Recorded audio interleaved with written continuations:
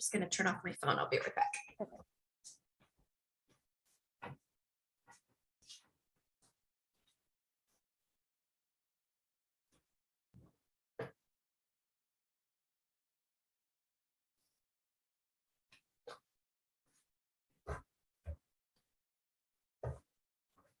Hi everyone, welcome.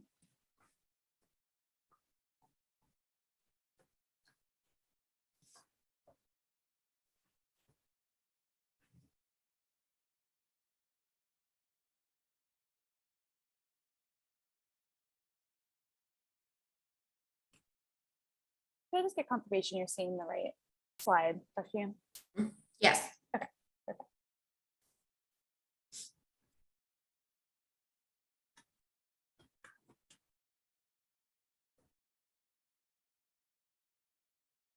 Hi, welcome everyone.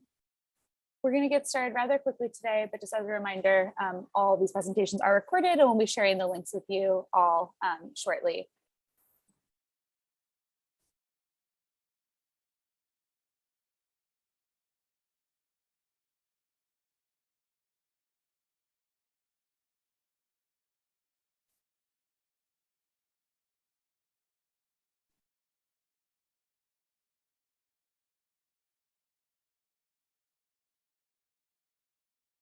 Welcome everyone. We'll go ahead and get started just because we want to make sure we can get through all the content today. I know some people may still be joining, but just as kind of our general introduction. So good afternoon, everyone, and welcome to lecture 4 of the Upgrade Oncology digital training for nurses and clinical oncologists. Once again, this training is brought to you by Project Pink Blue in partnership with BioVentures for Global Health and funded by the ACT Foundation and the Nigerian Federal Ministry of Health. We're really pleased to virtually welcome you all back to today's meeting. And just as a reminder, although we can't all be together in person, I do encourage you to share some of your photos of how you and your colleagues may be watching this lecture, engaging in this material. It's always really great to see how everyone's participating in these trainings. So I like to put together a little collage of submissions at the end. So I'll send a follow-up email with that reminder as well. But please feel free to submit your contribution if you would like. And then just before starting today's presentation, just as a reminder, we're in webinar format today. So your videos and your microphones are turned off and muted by default. And we'll need to end today's lecture promptly at 5 p.m. So if you have any questions throughout the webinar, please, as always, submit to the Q&A tab at the bottom of your screen. But I'll be collecting those questions today and sharing them to the presenter offline, and we'll be getting your answers to you at a later date. Once again, we will be recording this session and the slide deck will be made available to all participants. So now it is my pleasure to welcome our presenter for today, Dr. Janet Yoon. Dr. Yoon joined City of Hope in August of 2022, where she's a clinical professor of pediatrics and the medical director of the Pediatric Musculoskeletal Tumors Program. She's also the leader of the pediatric disease team, and her role is to oversee their clinical research program. Her research and clinical focus is on pediatric sarcomas. And prior to joining City of Hope, she was the director of the Pediatric Solid Tumor Program at Rady Children's Hospital in San Diego for 11 years. So we're really happy to have her here with us today. And I will stop sharing my screen, Dr. Yoon, and you can go ahead and share yours. Okay. Thank you so much for having me. It is my pleasure to present to you on a topic that's very near and dear to my heart. Can you see my slides?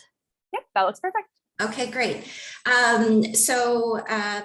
This lecture is going to be an overview of pediatric cancers, and my disclaimer to this is I had a very difficult time putting this together because this is a very broad topic. And so what I decided to do was kind of give an overview of the various pediatric cancers we see most commonly.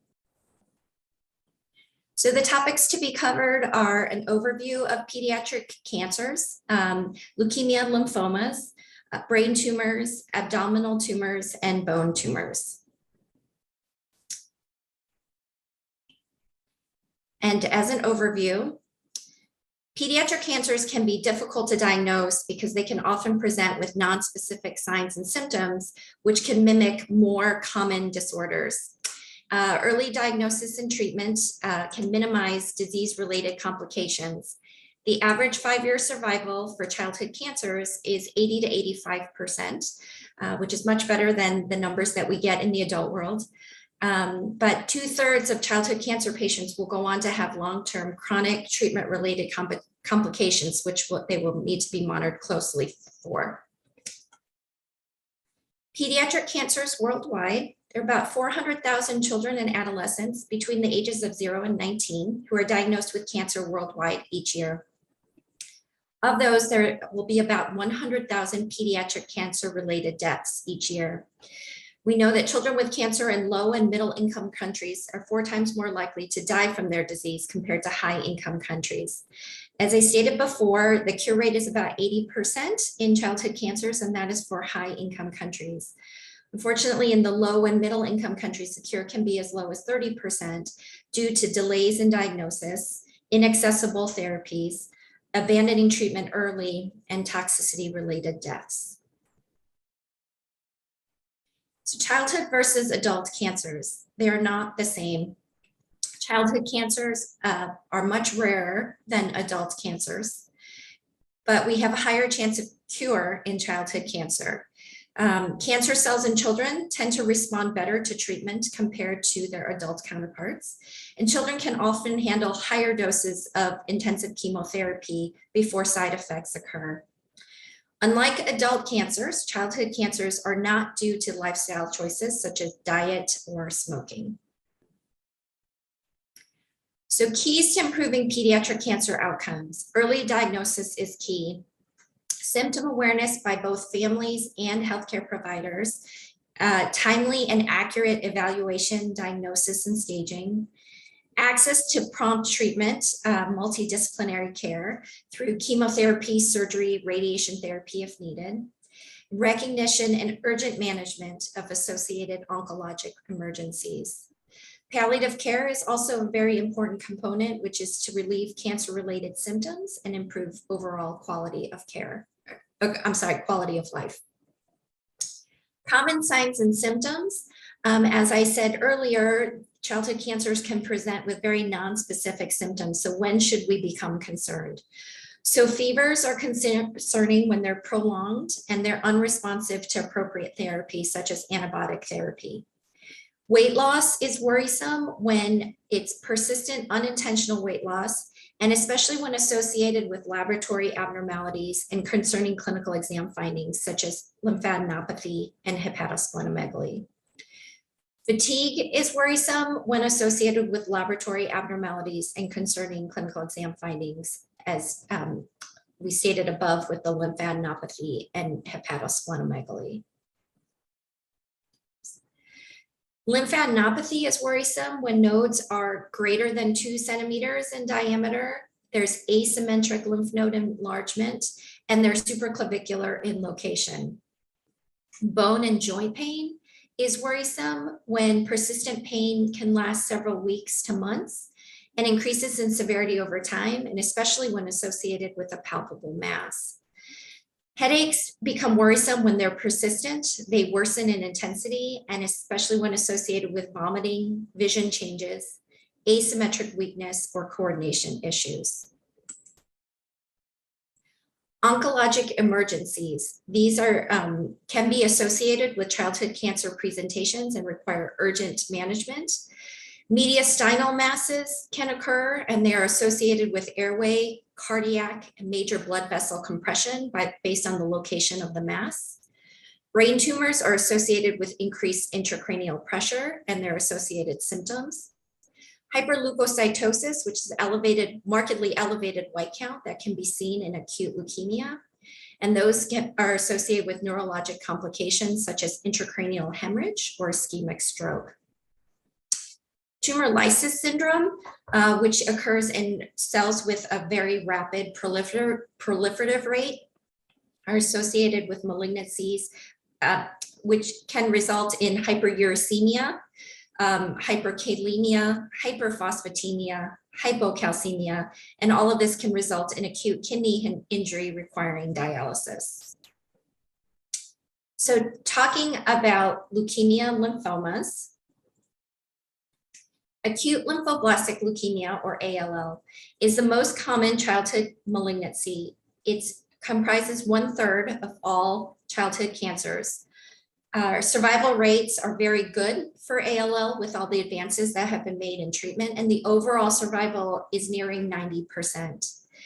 B lineage ALL makes up the vast majority of ALL in about 85% of cases, with less for T lineage and NK cell lineage.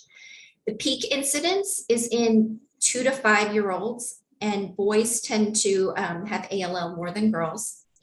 Most cases are sporadic and not familial, but there are some genetic syndromes that have been associated with ALL. Down syndrome, neurofibromatosis 1, Bloom syndrome, and ataxia telangiectasia. In addition, we know that some germline mutations, including PAX5, ETV6, and TP53 in Li-Fraumeni syndrome have increased risk of developing ALL.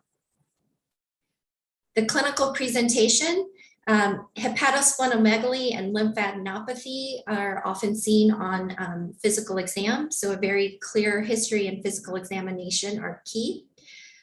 Persistent fevers, hematologic abnormalities, you may have one cell line down or all three with neutropenia, anemia, and thrombocytopenia. Musculoskeletal pain can occur, and that can present as bone pain or limp, or refusal to bear weight on an extremity. And in boys, testicular enlargement can be a sign of leukemia involvement of the testes. Diagnostic workup. Laboratory studies are very important. It's important to obtain a CBC differential with a peripheral smear to evaluate what the cells look like. Chemistries, including phosphorus and uric acid, because these cells are rapidly dividing cells and can cause elevations in phosphorus and uric acid, as well as LDH, which can be a marker of tumor burden. Pathologic diagnosis is based on either a bone marrow evaluation or excisional versus core needle biopsy for lymphadenopathy. The pathology is evaluated by cell morphology, by cytochemical studies, by flow cytometry or immunohistochemistry, looking at the markers on the cell surface of the leukemic blasts, as well as cell cytogenetic and molecular features. Chest x-rays are important to assess for mediastinal masses, which tend to be more associated with T-cell leukemia. Diagnostic lumbar punctures with CSF cytology is important to assess for CNS leukemic involvement. So just as a broad overview of treatment and late effects, this is risk stratified therapy according to relapse risk, and there are various factors that are taken into account when assessing relapse risk. Treatment phases consist of CNS management with intrathecal chemotherapy, where chemotherapy is delivered directly into the CSF, and this is to reduce risk of CNS relapse. Remission induction is to reduce the disease burden and achieve complete remission. Consolidation late intensification is administered after complete remission is achieved. And this is then this phase of treatment is stratified according to risk factors for relapse. And then a very important part of therapy is maintenance therapy, which is lower intensity chemotherapy lasting for 2 to 3 years to maintain disease remission status. Late effects are CNS impairment, decreased linear growth, cardiotoxicity based on the chemotherapy agents used, infertility, and secondary cancers. Moving on to acute myeloid leukemia or AML. This comprises 15% of childhood leukemias. The survival rates are lower than ALL, about 65 to 70%. It's most common in younger children, ages 1 to 4 years old, and it's associated with some genetic syndromes, Fanconi anemia, Bloom syndrome, ataxia telangiectasia, Diamond-Blackfan anemia, Shwachman-Diamond syndrome, neurofibromatosis 1, severe congenital neutropenia, and Down syndrome. Clinical presentation can be similar to what we see for ALL, with fever, malaise, bone pain, lymphadenopathy, hepatosplenomegaly, bleeding, which tends to be more common in AML due to a disruption in the coagulation cascade. So diagnostic workup is similar to that for ALL, laboratory studies, the CBC diff with peripheral smear, the chemistries, coagulation panel, and LDH, bone marrow evaluation to assess the morphology, the immunophenotype, and the molecular cytogenetic testing, and then lumbar puncture to evaluate for CNS involvement. Treatment late effects is, once again, this is risk stratified therapy based on the cytogenetic molecular features and the response to induction therapy. Treatment phases are divided into induction and consolidation. These phases incorporate CNS-directed therapy to reduce the risk of CNS relapse. Induction in AML is comprised of anthracycline and extended exposure to cytarabine. And then consolidation therapy, which is post-remission therapy, is either with high-dose chemotherapy or hematopoietic stem cell transplant. Late effects are cardiotoxicity, CNS impairment, decreased linear growth, infertility, and secondary cancers. Hodgkin lymphoma. It comprises 7% of childhood cancers, tends to affect those older in age, 15 to 19 years old. 5-year survival can be as high as 94%, can be associated with EBV. Classical Hodgkin's lymphoma is divided up into various histopathologic subtypes, nodular sclerosis being the most common, followed by mixed cellularity, lymphocyte depleted, and lymphocyte rich. There's also a nodular lymphocyte predominant Hodgkin's lymphoma. Clinical presentation, lymphadenopathy is one of the most common presentations. And then systemic B symptoms, so fever, fatigue, and weight loss. These patients can also present with mediastinal mass.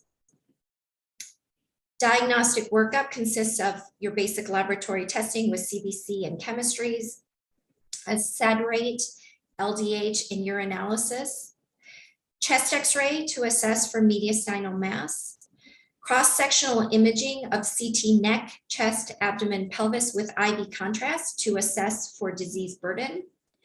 A PET scan is now being utilized to assess for metastatic disease, where it looks at the body from head to toe. And then tissue evaluation is key from either biopsy or excision of a lymph node. Treatment is risk stratified therapy based on stage of disease and presence or absence of bulky disease.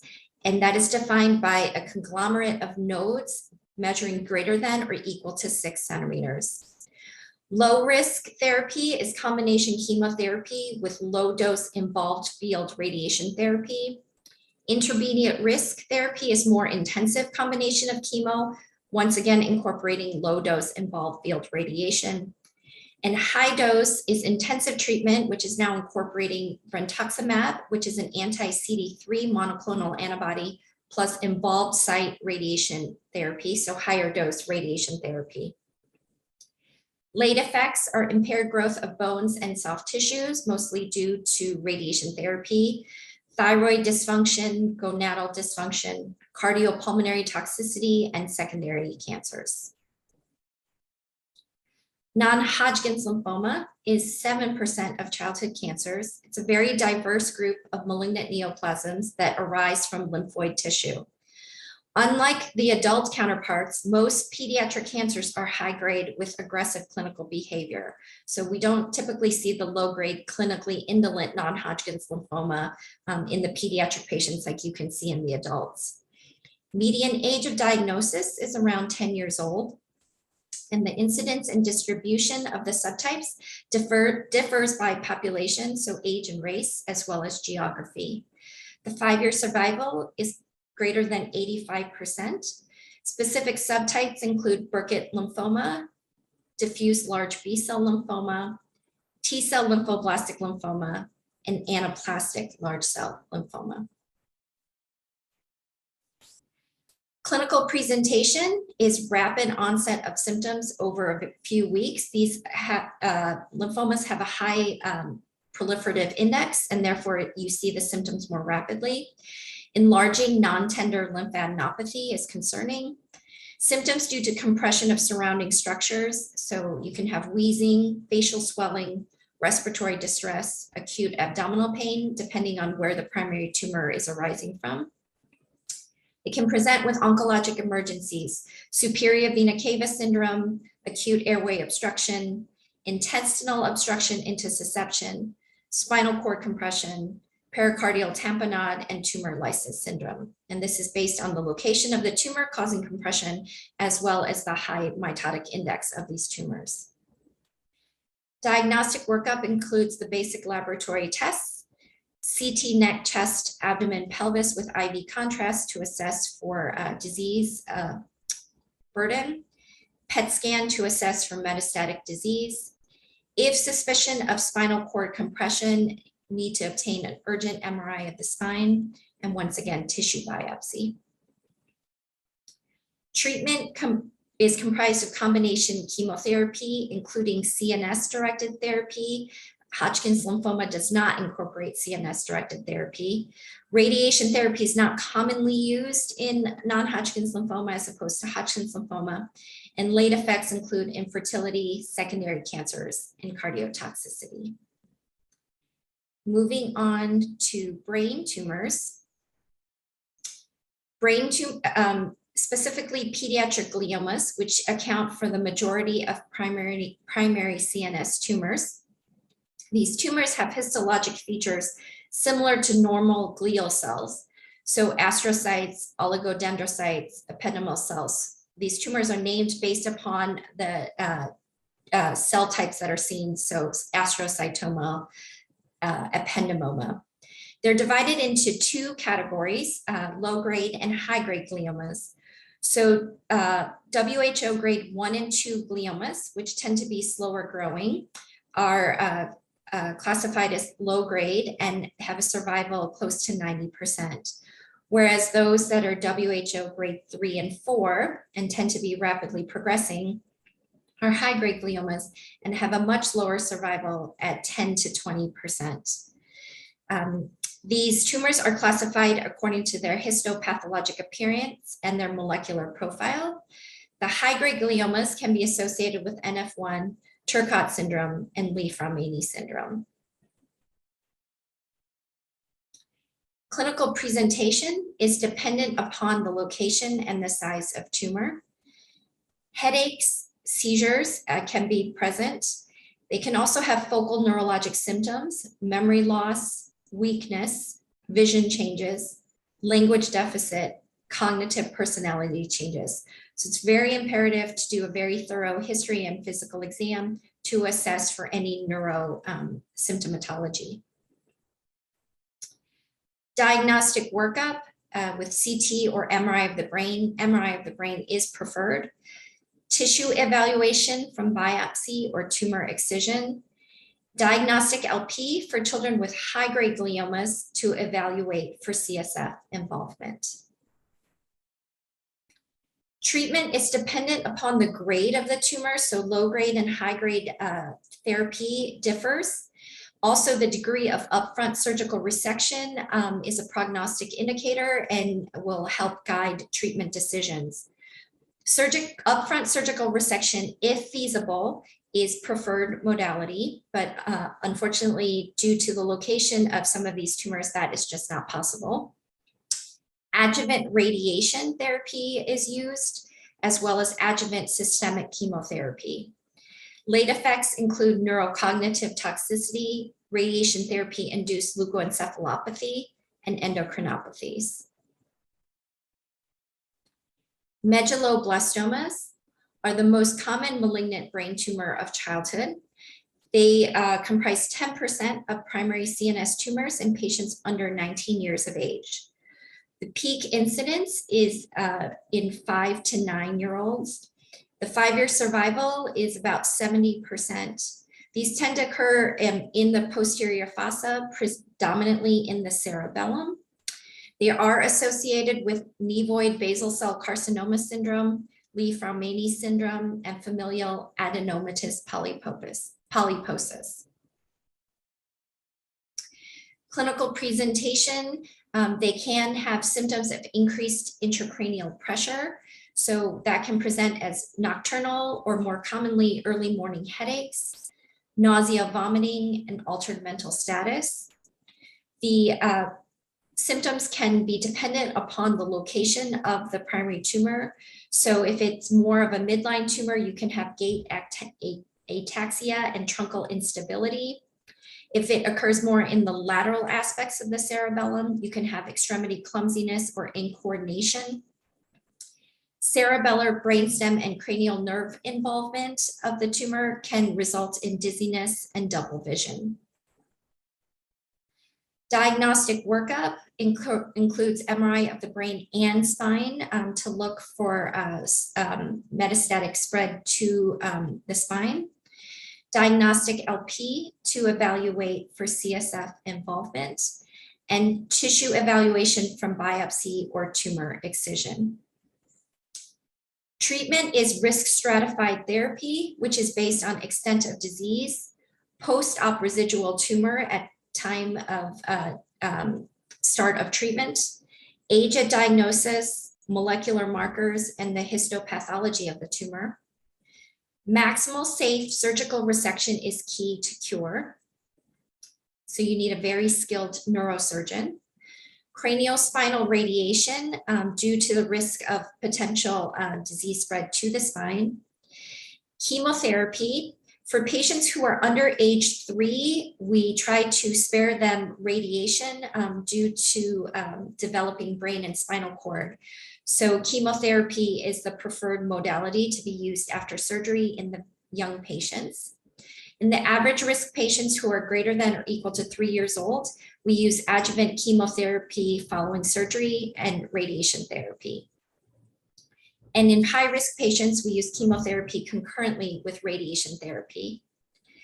Late effects include neurocognitive impairment, ototoxicity from the platinum-based chemotherapy agents that are used, decreased height, skeletal growth from radiation therapy, endocrinopathies, infertility, cataracts, cerebrovascular disease, and secondary cancers. So as you can see, they have a multitude of potential late effects. Intracranial germ cell tumors typically arise in midline locations in the pineal and suprasellar regions. These tend to affect primarily adolescents and young adults. The median age of presentation is 10 to 14 years of age. 60 to 65% of intracranial germ cell tumors are germinomas, and these are associated with a survival of 90%. Some intracranial germ cell tumors can secrete alpha fetoprotein, AFP, and or human chorionic gonadotropin, beta HCG, into the CSF and or serum. And based on the tumor markers that are secreted, that will categorize the type of intracranial germ cell tumor. There is an increased frequency in males with Klinefelter syndrome. So these are those with 47XXY. The symptoms depend upon the location of tumor. So those that arise in the pineal region can typically cause obstructive hydrocephalus. And so these patients will present with signs of increased ICP. Those in the suprasellar region can present with hypothalamic and pituitary dysfunctions. Endocrinopathy symptoms, decreased height, central diabetes insipidus can be associated with diagnosis delays of greater than 12 months. Neuro-ophthalmologic abnormalities, paralysis of upward gaze and convergence can also occur. Diagnostic workup includes MRI of the brain, the tumor markers AFP and beta HCG, which are tested both in the serum and in the CSF. Diagnostic LP to assess for the tumor markers and to assess for CSF involvement.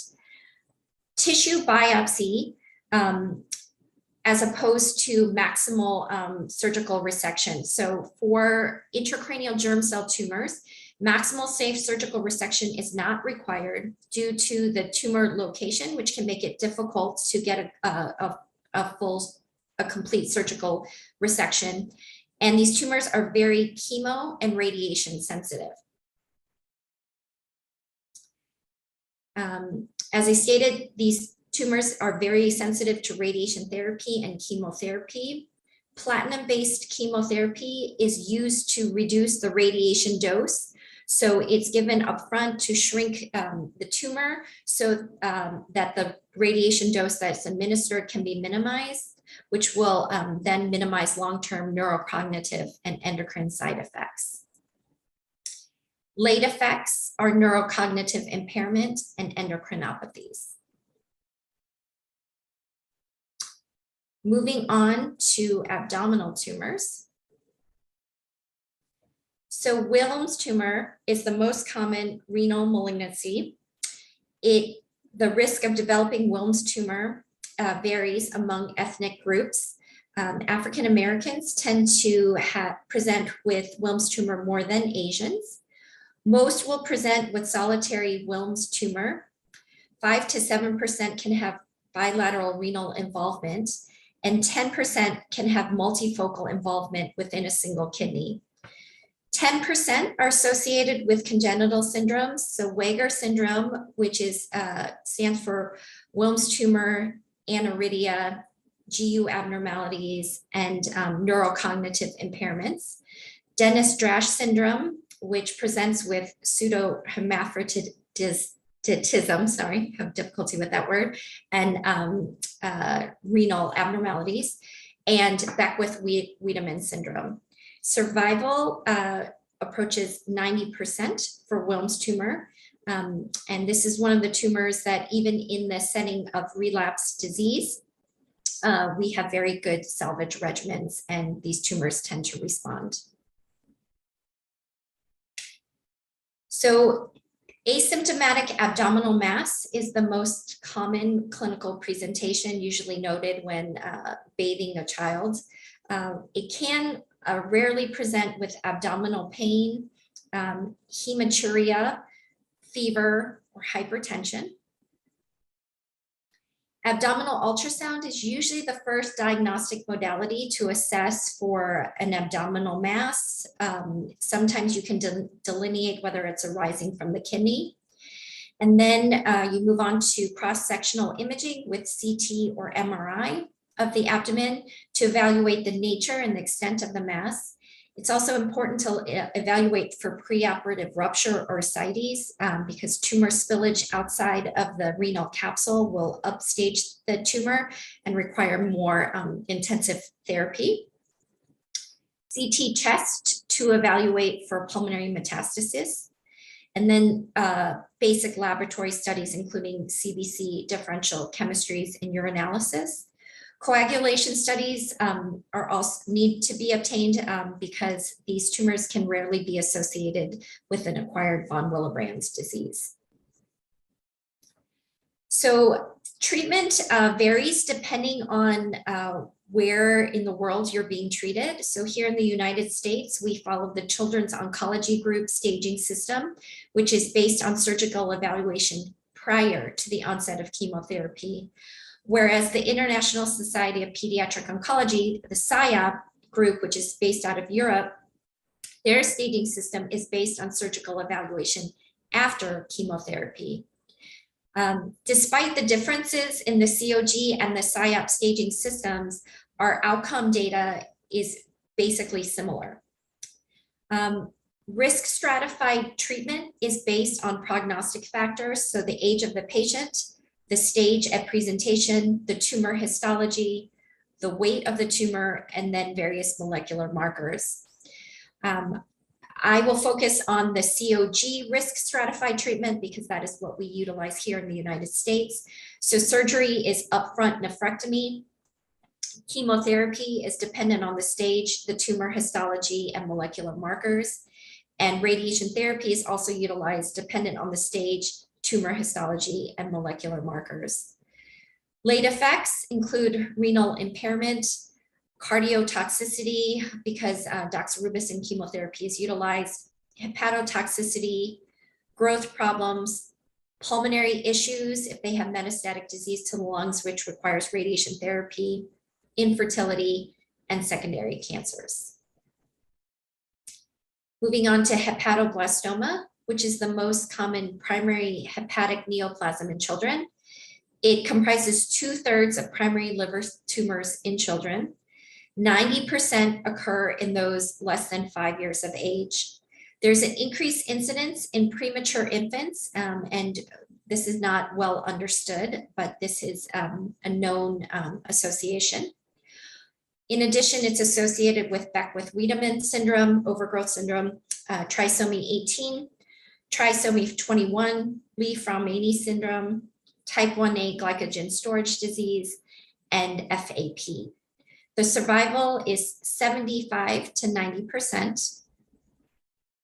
Clinical presentation, asymptomatic abdominal mass is the most common presentation, as it was with Wilms tumor, abdominal pain, and nausea and vomiting. Abdominal ultrasound is usually the first modality, which will show an abdominal mass. Then a CT MRI to better characterize the tumor. CT chest to evaluate for pulmonary metastatic disease. Laboratory evaluation, a CBC with diff, anemia, and thrombocytosis are common presentations associated with hepatoblastoma. Chemistries and alpha fetoprotein. Tissue evaluation based on tumor biopsy and surgical resection. Treatment is once again risk stratified. We are now incorporating pretext staging, which is the extent of disease based upon the number of liver sectors that are involved by tumor, and this is at disease presentation. Tumor histology and presence of metastatic disease will upstage the tumor. Complete tumor resection is necessary for long-term survival of hepatoblastoma. Liver transplant is utilized for those who are unable to undergo surgical resection, but they must not have metastatic disease in order to qualify for liver transplant. Neoadjuvant or adjuvant systemic chemotherapy is utilized. If the tumor can be resected up front, adjuvant chemotherapy follows. If the tumor is too large to resect up front, we will use neoadjuvant chemo to shrink the tumor prior to surgical resection, and then give chemotherapy to follow. Late effects are cardiotoxicity and ototoxicity based on the chemotherapy agents that are used. Neuroblastoma arises from primitive sympathetic ganglion cells, can arise anywhere along the sympathetic chain. Tends to rise most commonly in the adrenal glands, as you can see in the images on the right. There's a broad spectrum of clinical behavior. They can spontaneously regress. They can mature on their own to benign ganglioneuroma, or they can have very aggressive disease with metastatic dissemination. The clinical presentation is based on the age of the patient at diagnosis, the tumor stage, the histology, and genetic and chromosomal abnormalities. They can be associated with central hypoventilation syndrome, NF1, and familial disorders associated with ALK gene mutations. Survival is very dependent on the risk of the disease. Low risk disease is close to 100%. Intermediate risk is 90%. And high risk is now getting very close to 50%. So clinical presentation varies dependent upon where the tumor is in the body. They can present with abdominal mass plus or minus abdominal pain or constipation. If it involves kind of the orbital sockets, you can have proptosis or periorbital ecchymosis, what we call raccoon eyes. So it's not uncommon for these patients to present as a non-accidental trauma evaluation and then subsequently be found to have neuroblastoma. Horner syndrome, which is associated with meiosis, ptosis, and anhidrosis, and these are for tumors high in the cervical chain. Localized back pain, weakness, scoliosis, bladder dysfunction, and this is from spinal cord compression. You can have palpable non-tender subcutaneous nodules, we call them blueberry muffin lesions. Hypertension, fever, weight loss, and bone pain. Neuroblastoma can be associated with paraneoplastic syndromes. Opsoclonus myoclonus, which is rapid dancing eye movements associated with rhythmic jerking involving the limbs or trunk, plus or minus ataxia. 50% of children with opsoclonus myoclonus will have neuroblastoma. Secretion of vasoactive intestinal polypeptide, VIP, is associated with abdominal distension, intractable secretory diarrhea causing hypokalemia. And the symptoms will resolve once the tumor is resected. Diagnostic workup includes CBC and chemistries.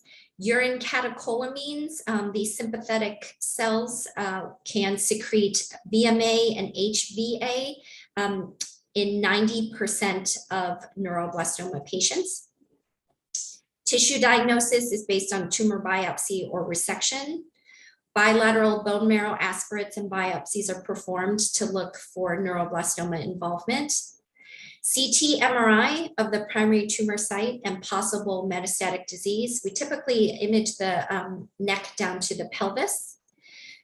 Iodine 123 MIBG scan is to evaluate for metastatic disease, which is sensitive in 90% of patients. Those patients who secrete catecholamines will take up iodine. And so these scans are useful to assess metastatic burden in those patients. However, in about 10% of neuroblastoma patients are non-catecholamine secretors. And so we will use FDG PET scan to evaluate for metastatic disease. Treatment is risk stratified based on the stage of the disease, the age of the patient, the extent of disease resection prior to the onset of treatment, presence of the MYC-N oncogene, which will upstage the tumors, DNA ploidy, histology, and segmental chromosomal aberrations. Low-risk patients can be treated with just close observation with imaging or surgery. Intermediate risk incorporates moderately intensive multi-agent chemotherapy plus or minus surgical resection. And then high-risk chemotherapy or high-risk treatment incorporates multiple modalities. So systemic chemotherapy, surgery to the primary tumor, radiation to the primary tumor bed, tandem autologous stem cell transplants, dinutuximab, which incorporates chimeric GD2 antibody. The GD2 receptor is expressed on neuroblastoma cells. Isotretinoin to cause maturation of the neuroblastic cells from the more immature malignant cells to the more mature benign cells. ALK inhibitors for those who have an ALK gene mutation. And then iodine 131 therapy, which is different from the 123, which is used to assess for metastatic burden. This is a radioactive tagged iodine particle, which can deliver systemic radiation therapy. Late effects include cardiotoxicity, ototoxicity, secondary malignancies, cognitive difficulties, chronic kidney disease, endocrinopathies, and scoliosis. And then moving on to bone tumors.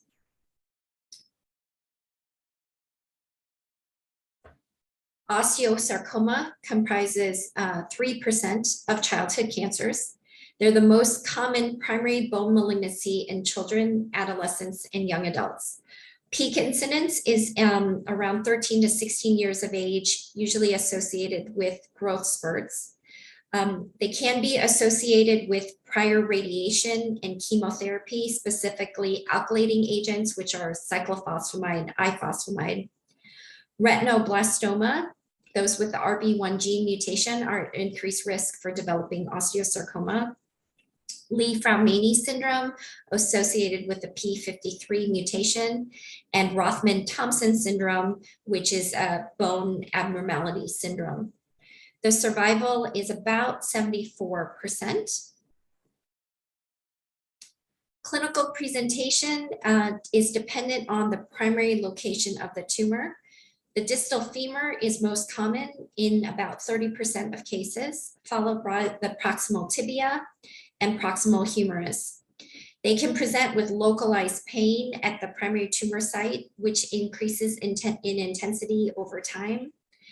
They can present with a pathologic fracture due to weakening of the bone from the tumor. And they can also present with an accompanying soft tissue mass. The diagnostic workup includes basic laboratory tests, including alkaline phosphatase, which can be markedly elevated in the setting of bone destruction, and LDH, which can be a marker of tumor burden. Usually, these patients will first be assessed with a plain X-ray, which will show concerning bone findings. And then we will move on to MRI. And it's important to image the entire length of the involved bone because you can have skip metastases, which involve various segments of that bone. A CT chest is important to evaluate for pulmonary metastases, and a bone scan to evaluate for bone metastases. And tissue biopsy is needed to assess for osteoid matrix, which is diagnostic for osteosarcoma. Treatment: surgery is the standard of care for local control. We try to perform limb-sparing surgeries if at all possible, and all sites of disease must be surgically resected for cure. So if patients have bony lesions, those bone lesions will also need to be surgically resected if possible. They have pulmonary metastatic disease, they will need to have all nodules resected. Neoadjuvant chemotherapy is utilized to treat osteosarcoma. So this is pre and post-operative chemotherapy. Cisplatin, doxorubicin, and methotrexate is the mainstay of systemic chemotherapy. Radiation therapy may be an option when surgical local control is not feasible. It was once thought that osteosarcomas are not radiation sensitive, but that data is now being called into question. Radiation therapy is also useful in settings of palliative pain control. Late effects include cardiotoxicity from the doxorubicin chemotherapy, ototoxicity from cisplatin chemotherapy, secondary malignancies, and renal insufficiency from cisplatin chemotherapy. Ewing sarcoma is the second most common primary bone malignancy affecting children and adolescents. Affects 2 to 3% of childhood cancers. The peak incidence is in 10 to 15 years old. It can arise in the bone, specifically the long bones of the extremities and the pelvis, as you see in the image on the right, and rarely in soft tissue. Affects mostly the white population and is very rare in the Black population, and we do not fully understand that. It's not consistently associated with familial or congenital syndromes. And the 5-year survival is about 70%. They can present with localized pain or swelling for a few weeks or months, a soft tissue mass, loss of joint motion depending on where the primary tumor is arising from. They can present with symptoms of spinal cord compression, which is an oncologic emergency. They can also have very vague symptoms such as fever, fatigue, and weight loss. Diagnostic workup includes X-rays of the affected area, CT MRI of primary site to better characterize the tumor, CT chest to evaluate for pulmonary metastases, bone scan or PET scan to assess for metastatic disease, and then bilateral bone marrow aspirates and biopsies to assess for patchy involvement of the bone marrow. Treatment is comprised of interval compression chemotherapy. The most common regimen is vincristine, doxorubicin, Cytoxan alternating with ifosfamide, etoposide, and this is given every 2 weeks. for other solid tumors, the interval between chemotherapy cycles is 3 weeks, but in Ewing sarcoma, we have found that giving chemotherapy more frequently has led to better outcomes. Surgical resection for local control when feasible.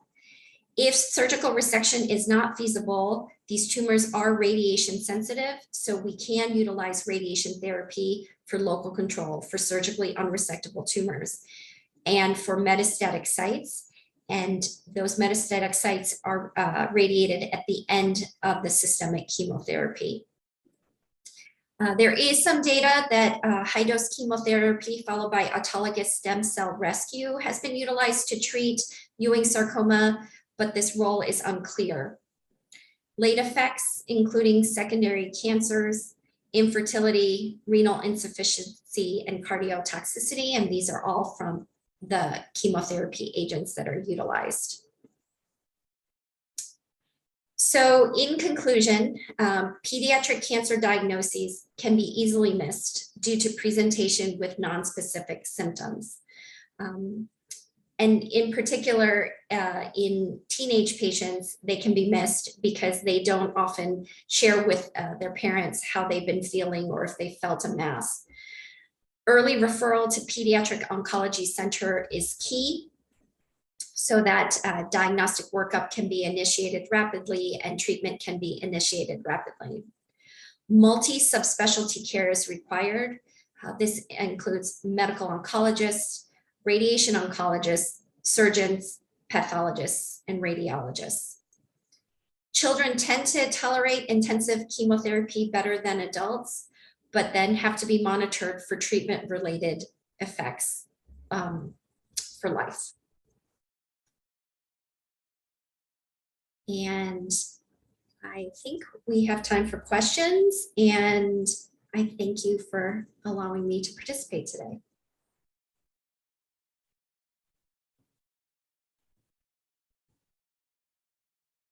Sorry, my unmute was not today. Thank you so much, Dr. Yoon. That was excellent.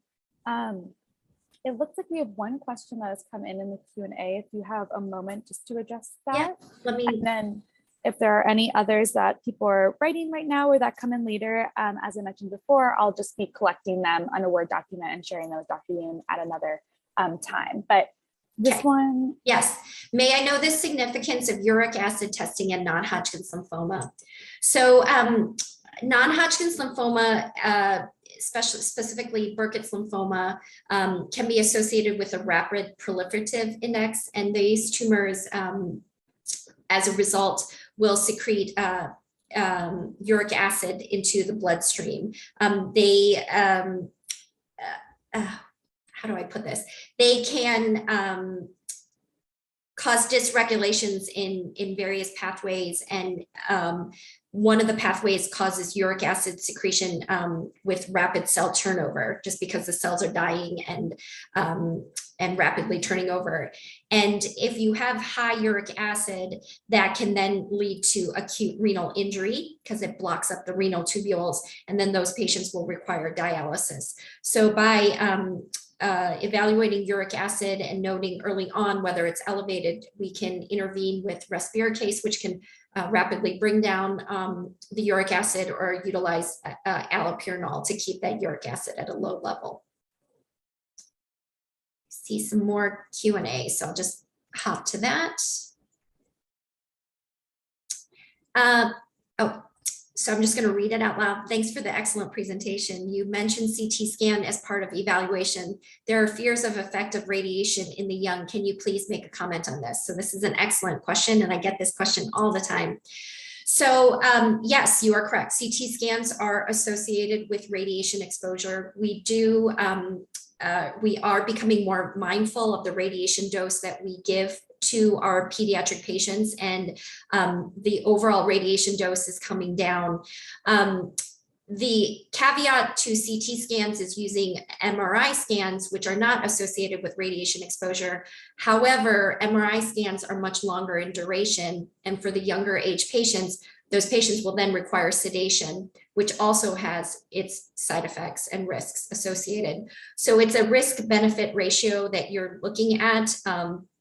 And so if I have a young patient who can tolerate a 5-minute CT scan, but can't tolerate a 1-hour MRI scan, I will choose to use a CT scan, to not have to use sedation. However, with that said, in patients with known cancer predisposition risks like leishmania or ataxia telangiectasia, I will not use CT and I will use MRI. So it is something that I think about.